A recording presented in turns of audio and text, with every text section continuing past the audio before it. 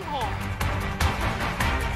वो लोग नैब के साथ इस सियासी इंतकाम की पार्टनरशिप में है, इसलिए उनके ऊपर कोई इन्वेस्टिगेशन नहीं। वाज़ेह नजर आ रहा है कि ये सियासी इंतकाम लिया जा रहा है। अभी तो पहला महीना हुआ है, उन्होंने ऐसे ऐसे काम शुरू कर दिए हैं कि जो मेरा ख्याल है आखिरी साल में भी हुकूमतें नहीं करती। ये सरासर ज्यादती है कि इलेक्शन को इन्फ्लुएंस करने की कोशिश की जा रही है। अस्सलाम वालेकुम। प्रोग्राम दो राय के साथ मैं हूं असद रहीम खान। प्रोग्राम के पहले हिस्से में बात करेंगे सदर पाकिस्तान मुस्लिम लीग नवाज़ और कायदे हिज़्ब इख्तिलाफ शहबाज शरीफ साहब की गिरफ्तारी की, जिन्हें आज अदालत में पेश किए जाने के बाद 10 रोज़ा जिस्मानी रिमांड पर नैब के हवाले कर दिया गया है। आशियाना हाउसिंग स्कैंडल में इल्ज़ामात की जद में आने वाले शहबाज शरीफ पर नैब ने अपने इख्तियारात को इस्तेमाल करते हुए आशियाना हाउसिंग का ठेका अपनी मनपसंद कंपनी को देने के इल्ज़ामात लगाए हैं। अपोजिशन इसको सरासर सियासी इंतकाम कह रही है और उसकी टाइमिंग के हवाले से भी बात की जा रही है कि ज़िमनी इंतखाबात से चंद दिन पहले इस किस्म की गिरफ्तारी एक सोची समझी साजिश है। मुस्लिम लीग नवाज़ की आला क़यादत के ख़िलाफ़ इस किस्म के मुकदमे और गिरफ्तारियों के बाद माजी की सबसे बड़ी जमात समझी जाने वाली मुस्लिम लीग नवाज़ के लिए सियासी और कानूनी मैदान में मज़ीद क्या मुश्किलात पेश आ सकती हैं, उस पर बात करेंगे। और प्रोग्राम के दूसरे हिस्से में बात करेंगे पाकिस्तान की नौजवान नस्ल को हुनरमंद बनाने के लिए किए जाने वाली कोशिशों की।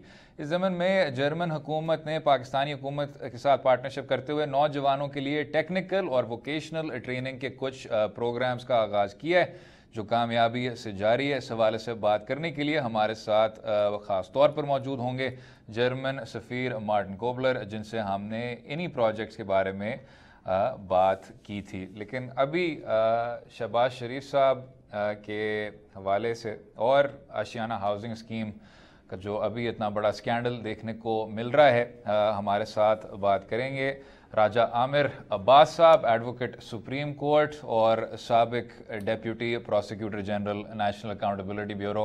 राजा साहब, बहुत शुक्रिया शो में शामिल होने का।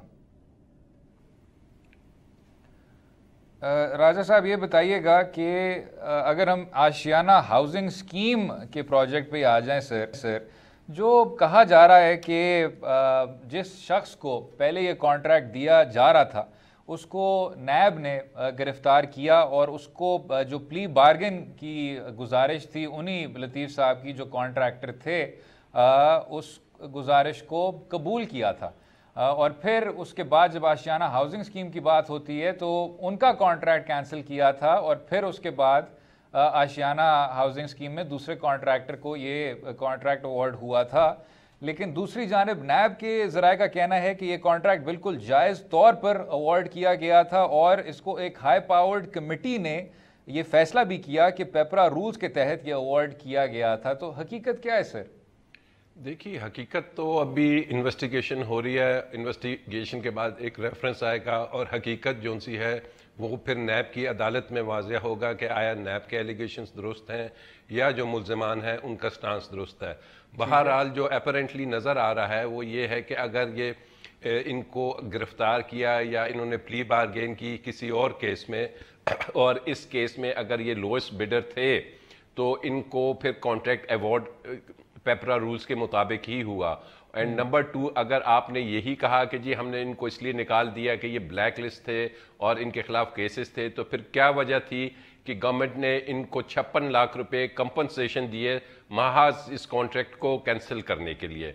और नंबर 2 एक बड़ी इंपॉर्टेंट चीज़ है कि ये पंजाब लैंड डेवलपमेंट जो कंपनी है, ये जो उनसी कंपनीज बनाई गई थी पंजाब में 56, ये इसीलिए बनाई गई थी कि जो गवर्नमेंट की सरकारी ब्यूरोक्रेसी है या मिनिस्टर्स हैं या चीफ मिनिस्टर्स हैं वो इसमें मुखलंदाजी दखल अंदाजी ना करें और ये अपने इंडिपेंडेंट जो इनके बोर्ड ऑफ डायरेक्टर्स होते हैं उसके थ्रू डिसीजंस लें और उसके थ्रू इम्प्लीमेंटेशन करें।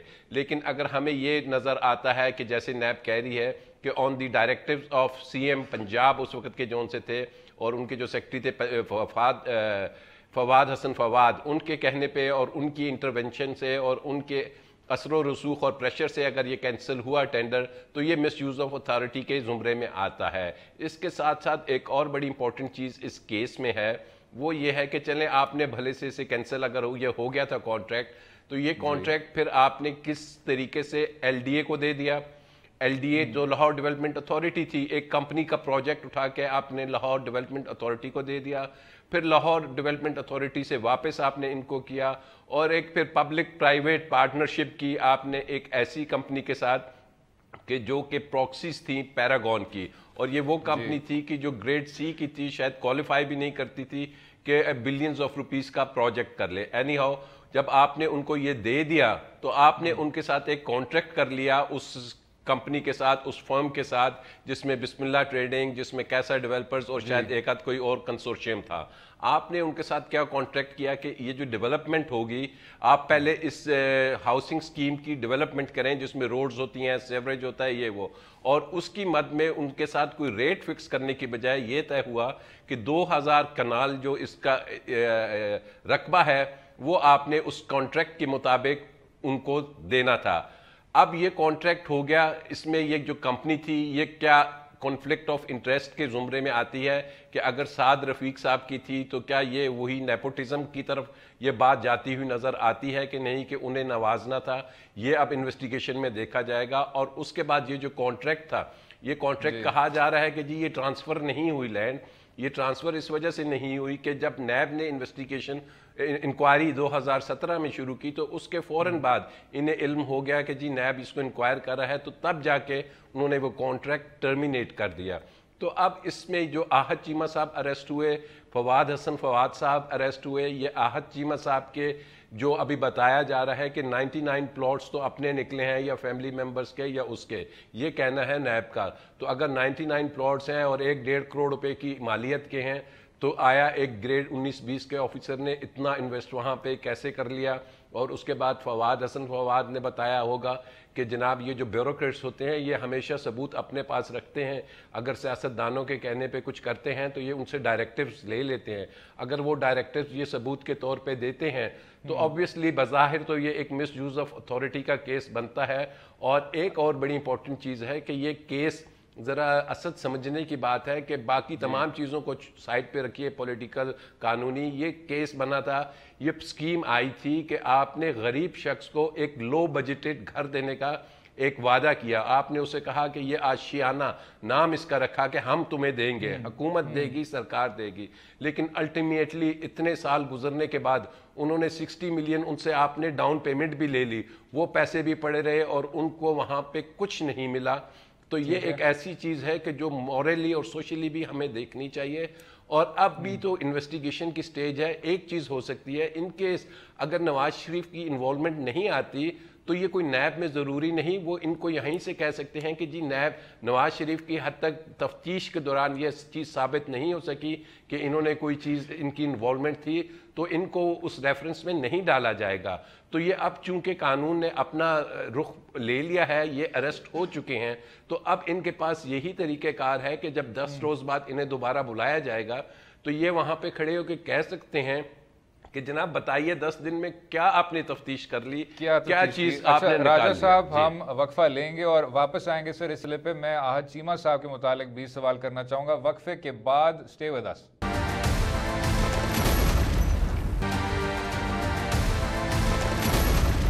بات ہو رہی تھی قائد حزب اختلاف شہباز شریف صاحب کی گرفتاری کی. ہمارے ساتھ ہیں راجہ عامر عباس صاحب, سابق ڈیپیوٹی پروسیکیوٹر جنرل نیب. راجہ صاحب یہ 2 سوال سر.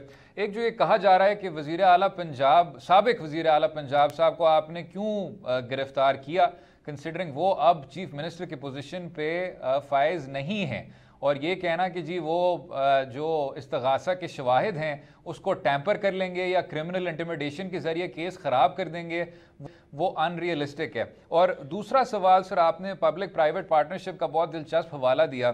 یہ جو سر ایک بیانیہ بھی پریزنٹ کیا جا رہا ہے, ایک تاثر جو یہ جا رہا ہے کہ کیونکہ یہ پبلک پرائیویٹ پارٹنرشپ تھی تو کوئی گورنمنٹ کانٹریکٹ اس میں شامل نہیں تھا, یعنی کوئی رقم ایسا ایکسچینج نہیں ہوئی کہ یہ اپارٹمنٹس ادھر تعمیر کیے جائیں. تو یہ جو کھربوں روپے کا جو اماؤنٹ بتایا جا رہا ہے یہ ایک پروجیکٹڈ اماؤنٹ ہے, اور بطور مسلم لیگ نواز کے ترجمان ریاست کو 1 پائے کا نقصان نہیں ہوا. اس پر سر کیا کہتے ہیں آپ؟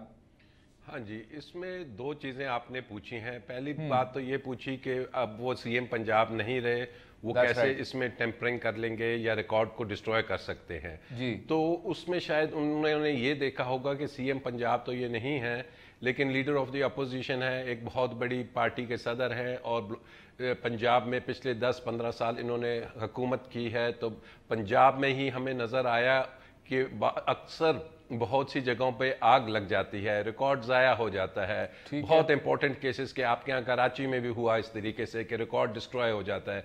एक ये उन्होंने अपना एक खदशा जाहिर किया है, ये अदालत का काम है कि इसको सही समझे या ना।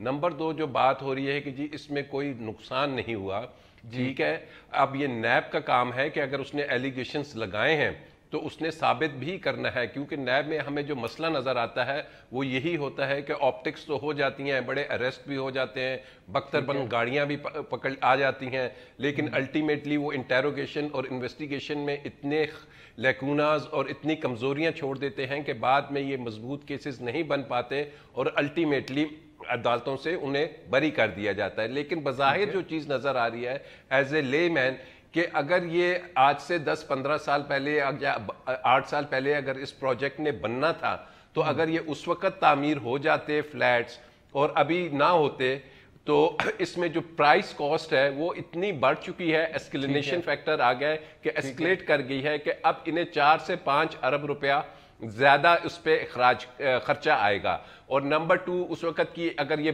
प्रोजेक्ट खत्म हो जाता है तो 25 करोड़ रुपया बताया जा रहा है कि खाली एक इसकी फिजिबिलिटी रिपोर्ट में एक फर्म को दिया गया था कि इसकी फिजिबिलिटी रिपोर्ट तैयार कीजिए।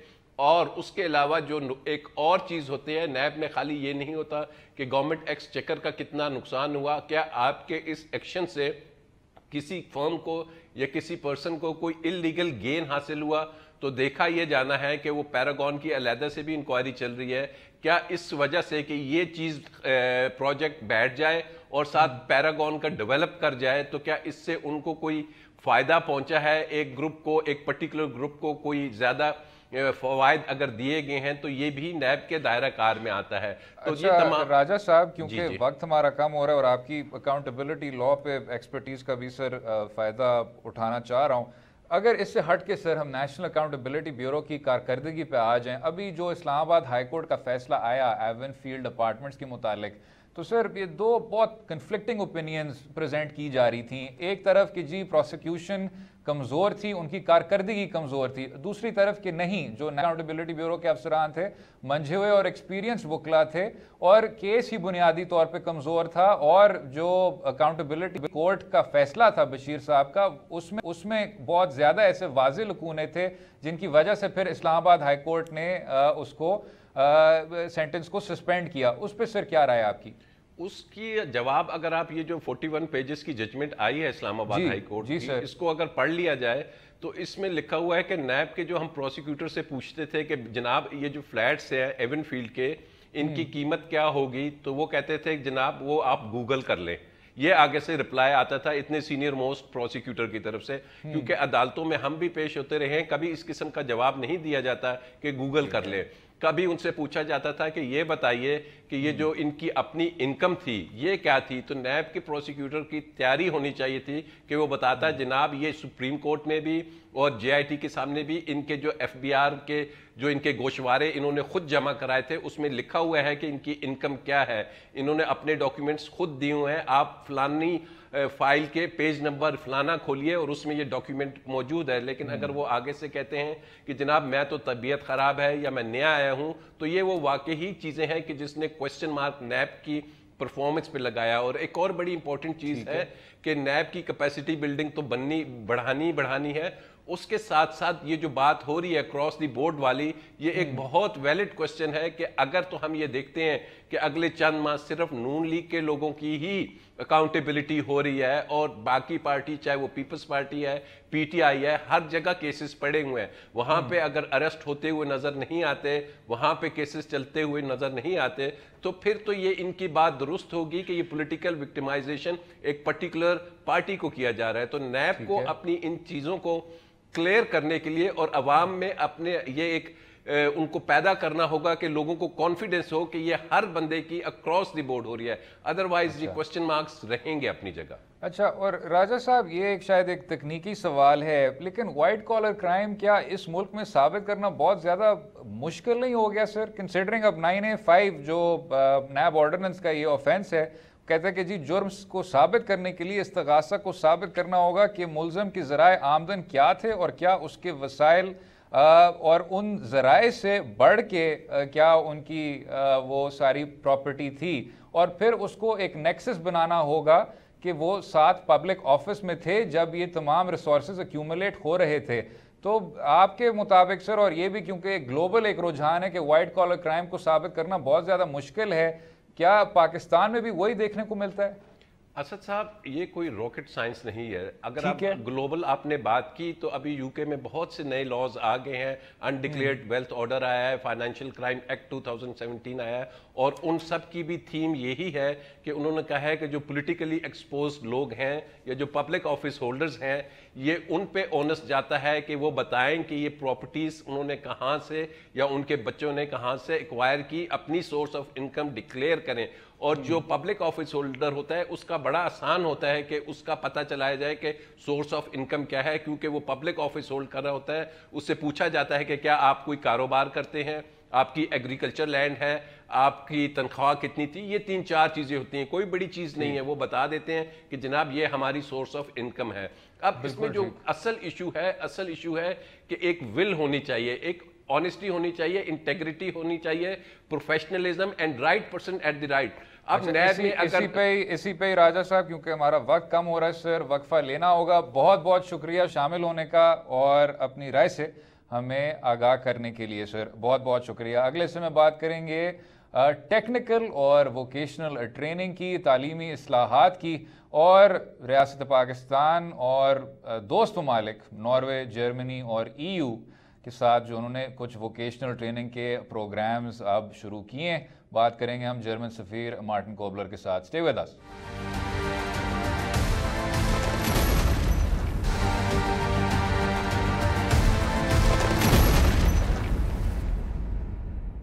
खसूसी सीरीज़ का जो आगाज़ हमने किया था नॉर्वे के एम्बेसडर से, आज हम मिलेंगे जर्मनी के सफ़ीर से और कोशिश करेंगे कि वही रवायती कलमात से आगे बढ़ के बात करें कि पाकिस्तान और उसके दोस्त ममालिक के बीच किस तरह ताउन भी बढ़ाएं और ख़ुसूसी तौर पे नौजवान नस्ल माशरे में किस तरह शामिल हो सके और अपना किरदार अदा कर सके। आपकी सहूलत के लिए इंग्लिश का जो तर्जुमा है वो उर्दू के सबटाइटल्स के ज़रिए नीचे हो रहा होगा। आए मिलते हैं ambassador Martin cobbler. Your excellency, thank you so much for your time and for being with us today. To just start with the issues at hand, there is very much demographic dividend that people talk about when they refer to Pakistan, and the emphasis is on a burgeoning youth population. There is a youth bulge. What, according to yourself, can be done to promote economic activity via that demographic? First of all, assalamu alaikum, and I apologize not to be able to answer in Urdu your question. Mujhe thodi Urdu aati hai. No, but it's a pleasure to be in your show. Thank you. Now, you mentioned one of the major problems, not only in Pakistan but also in other countries, is the youth bulge. This country will have 400 million inhabitants in the year 2050. That's correct. And two-thirds of them, so there's 250 million. This is more than the population of Pakistan. Now they will be young people. Now, and this is of course something which has to be addressed by any government, not only in Pakistan but also elsewhere. You mentioned the economic development and the development in general here in the country, and it's very important to think a little bit longer, to think long term. You see, not only until the next elections. Democracy is a great thing, but one of the disadvantages of democracy is that politicians always tend, not only in Pakistan, we see it in Europe also, maybe more in Europe and the States than here, that they only think 4 years ahead. No, one has to think 40 years ahead, and to have actions today to be prepared in 40, 50 years from now. And the youth question and how to deal with it, this is something which is quite important.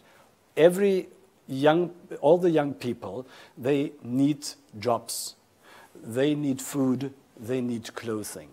And there will be 100 million people going on the labor market in the next decades. Every year, there are already now 3 million young people below the age of 30 to go to the labor market. Now, what to do? This new government does hopefully structural reforms here in the economy.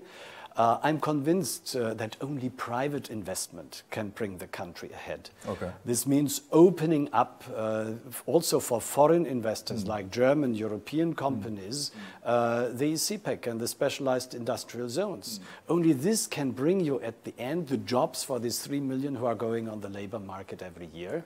And the developmental issues, they are only supplementary. Right. The tough decisions have to be made by the government of Pakistan, in particular, providing the job opportunities. It's a very interesting observation in terms of tough decisions. Right now, you have a very large part of the marketplace that is oriented towards the Ustad-Shagird relationship, which is, teacher and apprentice.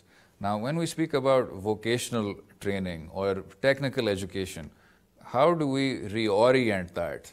Is there a process that can be initiated right now that can then have long-term impact? Well, the German government via GIZ has been very much behind the technical vocational training so far over the last 15 years. So the NAVTEC and the institutional framework, this was done with the cooperation of GIZ here. And I travel a lot in the country. Yes. Wherever I am, I go to technical vocational training centers. Now, you have spoken about the traditional kind of master-apprentice thing. Germany has a unique model to offer. And we call this dual vocational training system. This means that vocational training is not a standalone. It always has to be done together with the industry. And there are two things. The first one is the German system is a quality-driven vocational training system to increase quality, not so much a quantity-driven. Because if you produce over 1.5, 2 years very good people, then this benefits the economy more than just having a quantity-driven vocational training system where you just see, well, what's the number of apprentices you produce? Yeah, 200,000, 300,000. No, there must be quality. Second thing, the demand-driven. Not the supply-driven. What can we do? But together with the industry to determine the curricula, what does the industry need? And not somebody in the ministry saying, oh, maybe car mechanics are good for the country. No.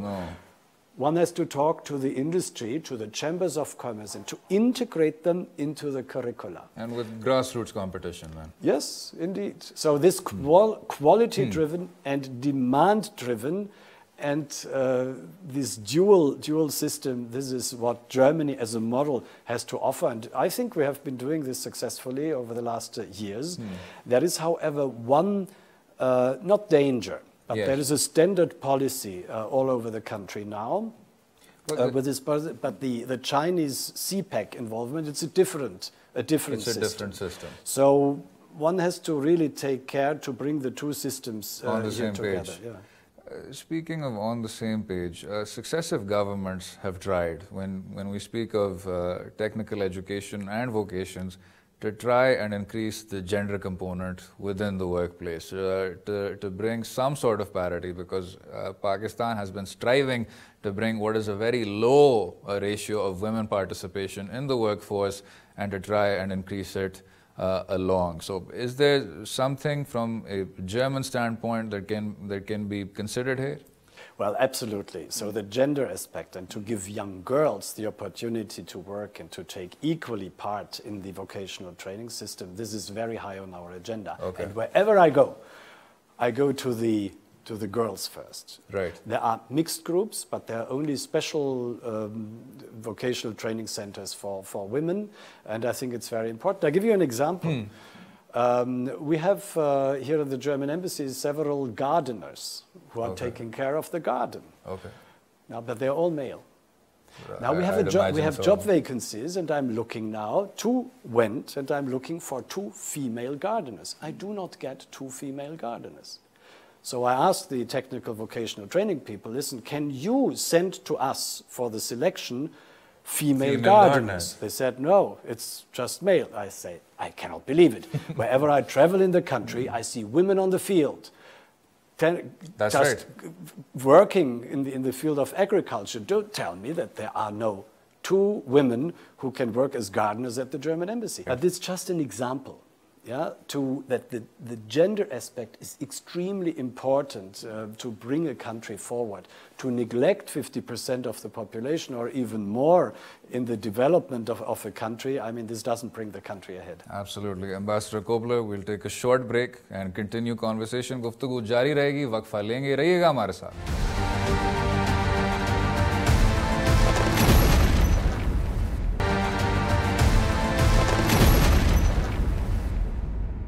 Welcome back to दो राय. गुफ्तगू जारी है ambassador cobbler के साथ. Ambassador, we were speaking about technical training, educational reform. Within that sector, there's a new government, as you well know. And in addition to carrying forward educational policies of the past, there's also a new momentum that comes with replacing a previous incumbent. Do you think the goals of the new administration tend to dovetail with what Germany has in mind in terms of an educational agenda? Something that can be worked towards in collaboration?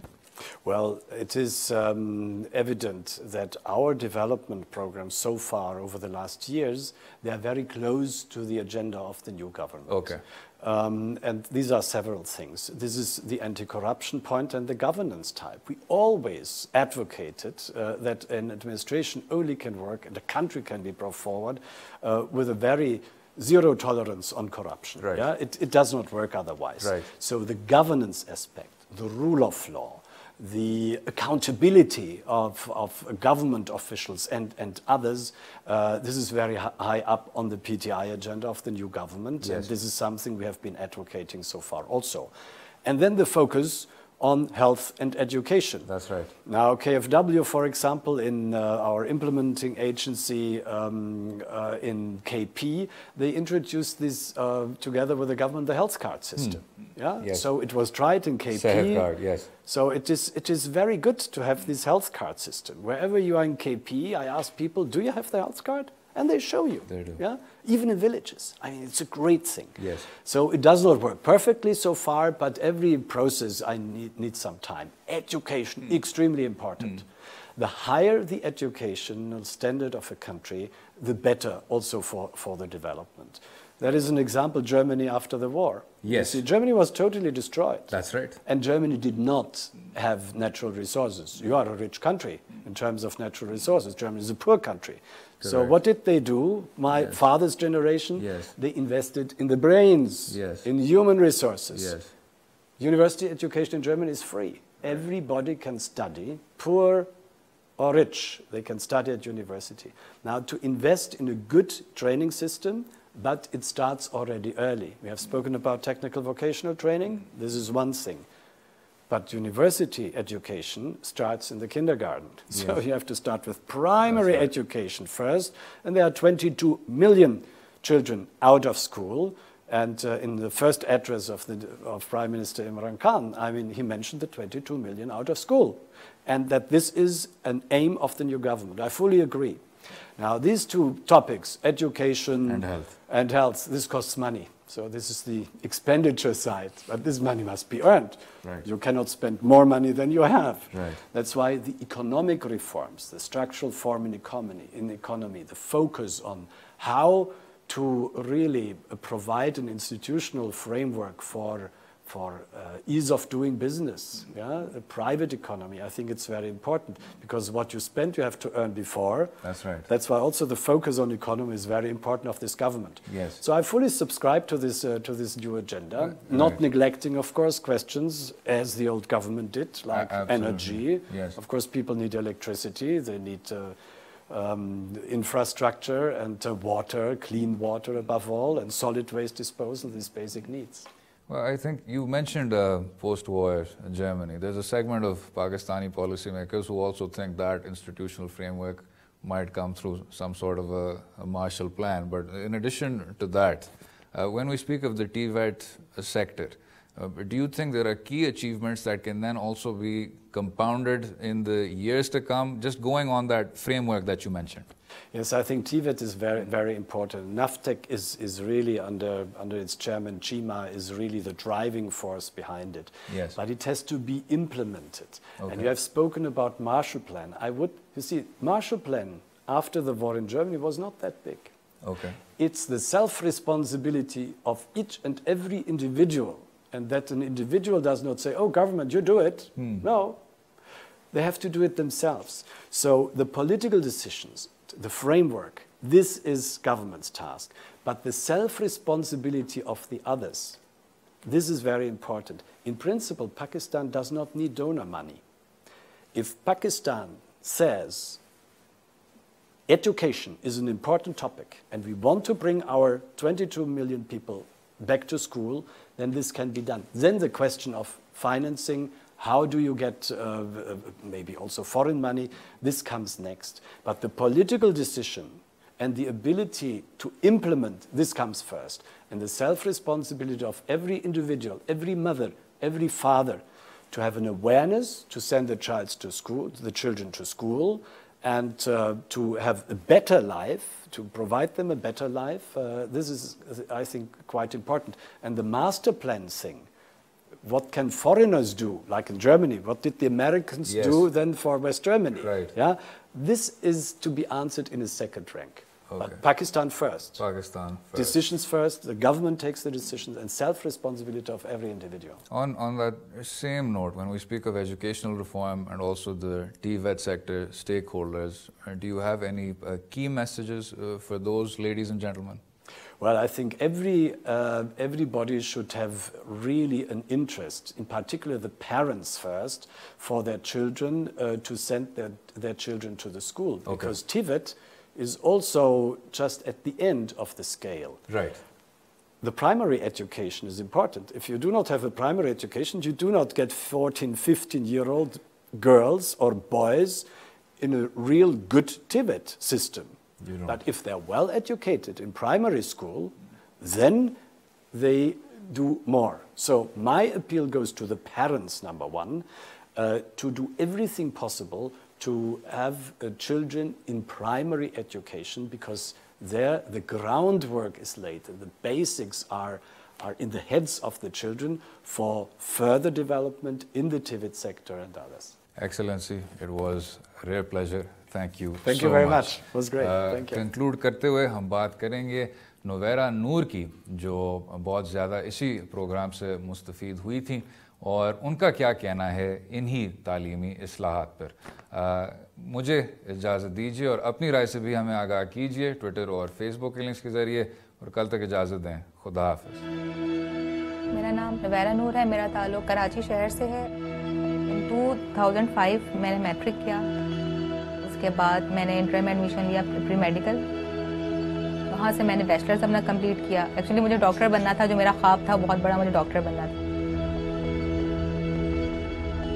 लेकिन अब वो हमारे यहाँ actually ख़ानदान में ये होता है कि लड़कियों की शादी बहुत जल्दी हो जाती है, और इस चीज़ को देखते हुए फिर मेरे फादर ने मुझे ये बोला कि बेटा आप स्टडीज़ जहाँ तक आपने पढ़ना है पढ़ो, वो आप शादी के बाद भी कंटिन्यू कर सकती हो, वो कोई ऐसा मसला नहीं है। लेकिन मैरिड लाइफ मेरी अनफॉर्चुनेटली वो सक्सेसफुल नहीं रही है।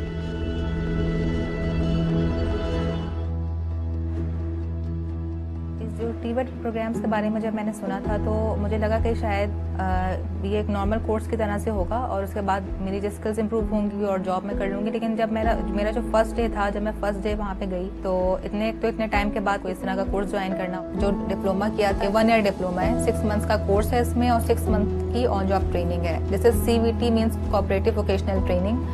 और इसमें जो मॉड्यूल्स थे वो इतने अच्छे डिज़ाइन किए गए थे कि वो मैं समझती हूँ परफेक्ट है। आपने चाहे मास्टर्स किया हुआ हो या बैचलर्स किया हुआ हो, किसी भी फील्ड में किया हुआ हो, हर फील्ड के लिए आई थिंक एक आइडियल कोर्स था, जो एक आइडियल ट्रेनिंग थी। एजुकेशन हर लिहाज से एक लड़की के लिए बहुत ज़रूरी है। ज़िंदगी के हर स्टेप, हर जो भी आपके सामने कोई भी चैलेंज आ जाए या सीन आ जाए, उसको अच्छे से एक्सेप्ट करना चाहिए।